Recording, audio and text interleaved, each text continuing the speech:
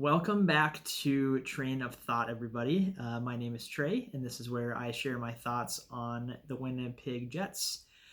Jets take down the Canucks tonight, 4-2-1, in one of their best performances of the year. I feel like I'm smiling a lot now.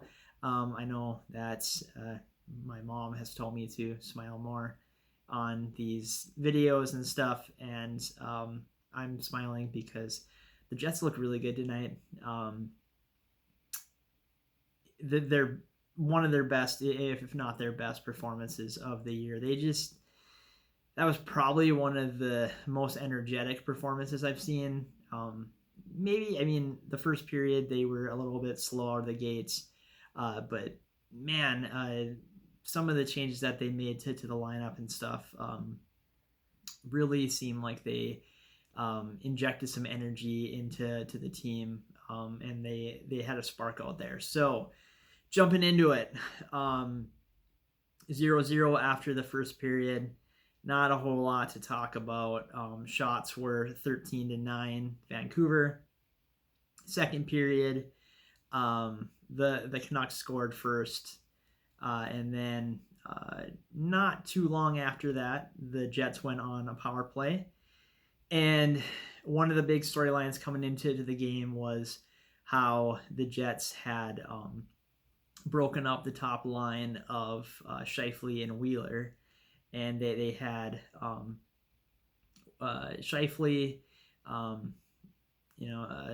leading the first line and being between Patrick Laine and Kyle Connor. And then Blake Wheeler was moving to the center position to try and hold up Brian Little's spot as he's on injured reserve with his perforated eardrum. Hope you heal soon, Brian. And he was between Nick Ehlers and Jack Roslovic. And the first power play unit, which had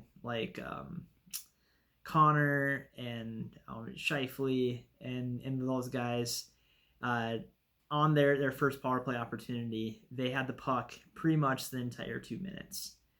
They didn't score, but man, they dominated the possession, kept the puck in, looked really good.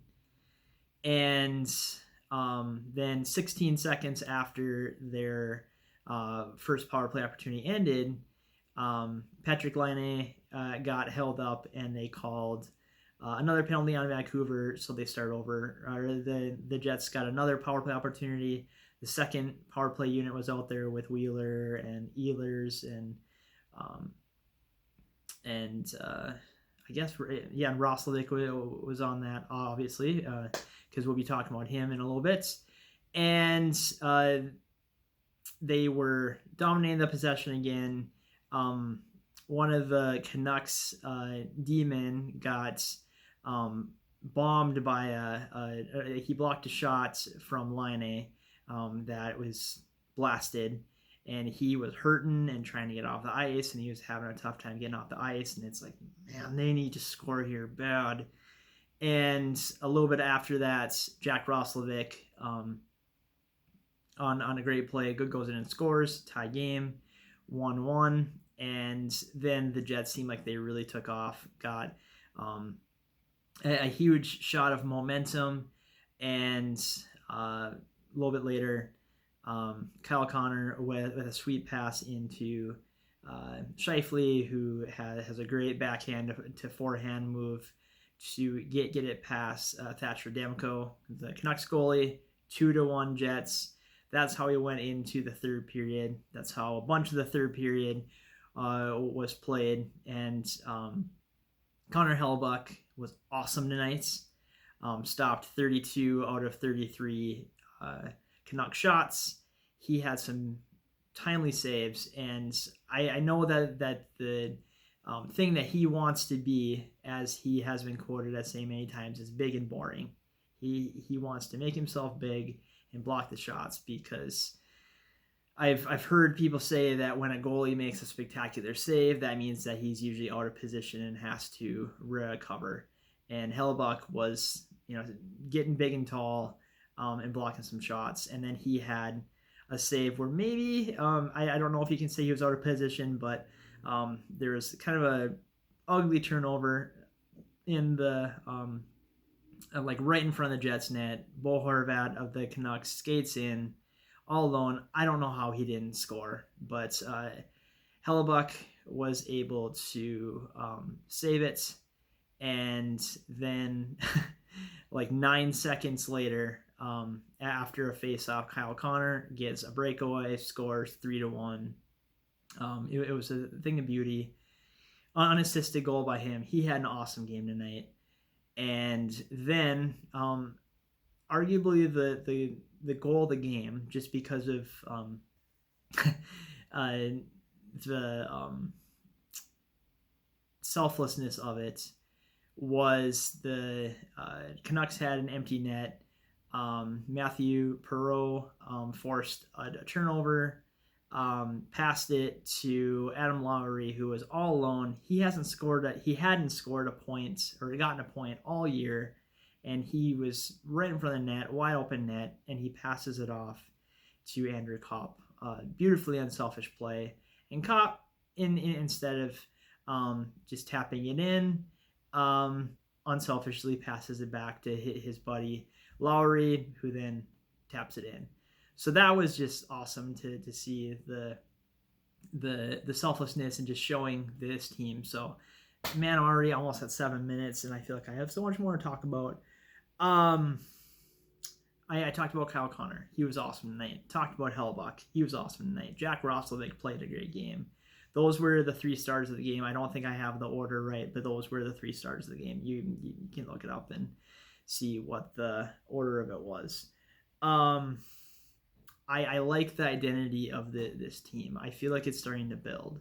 Where I was just talking about the unselfishness, but they're starting to be sound defensively. The penalty kill went 2 for 2 tonight. I believe that they're either 9 for 10 or 10 for 11 in their last either 10 or 11 chances in the penalty kill. So after, I think they probably still are close to the bottom in the league because they had a really rough start to the season, but they're starting to put it together, starting to form an identity on that penalty kill. But just the team, they're starting to embrace being gritty. They're not scoring at the pace that we've been accustomed to the last couple of years, but I just like what this team is developing into. I like the shake up of the lines and the unselfishness there of Wheeler and Scheifele being able to break up what's been a pretty dynamic duo the last however many seasons. And that's how 3 of the 4 goals were scored. Scheifele scored a goal from the top line. Connor scored a goal. Connor also assisted Scheifele's goal, and then Wheeler and Roslovic, or Blake Wheeler assisted Jack Roslovic's goal. So I like that. The power play, they went 1 for 3 tonight, and that's been stagnant. So that was awesome. Patrick Laine had 5 shots tonight. He was ripping it. He had 2 defensemen have to leave the ice at least temporarily because of just hitting some rockets and those guys stepping right into him. So it's good to see him shooting. I know he's not seeing the back of the net, but I mean he's making the other team work for it, and he will make some good things happen for the Jets. So one last thing. I don't know if I'm too early in saying this, and I don't want to have a wrong comparison. Maybe I could be wrong. But I look at this team, and I feel like they remind me of the 2017, 2018 team, where they're starting to play lockdown defense in the third period, whether they're behind, whether they're tied, or whether they're ahead, where last year that was not the case. They're starting to form an identity offensively, or it seems like stuff is starting to click. So that's really exciting to see there. So I'm gonna make the executive decision since I'm also at 10 minutes. I'm gonna go a little bit over tonight because I feel like I don't just want to cut it off here. So that's awesome to see. I'm starting to just see this team building in confidence, and now that they're getting in a stretch where they're going to be playing back-to-back Central Division games. I think it was 4 out of their next 6 against the Central Division. That's awesome because the Dallas Stars, who we'll see on Sunday, have been hot lately. The Avalanche got off to a really hot start too, and that's who will be in town on Tuesday. And then we know what the rest of the division can do. So things are looking up, and hopefully they will continue to look up. So thanks for bearing with me in talking about all that. So as always, I want to hear your comments in the comment section. If you like this video, please hit that like button. If you really like this video, please subscribe. Real quick, just some reasons to subscribe to this channel. One, you can get some information on the Jets if you weren't able to catch the game. Can hopefully get some good take from it. Number 2, it's free.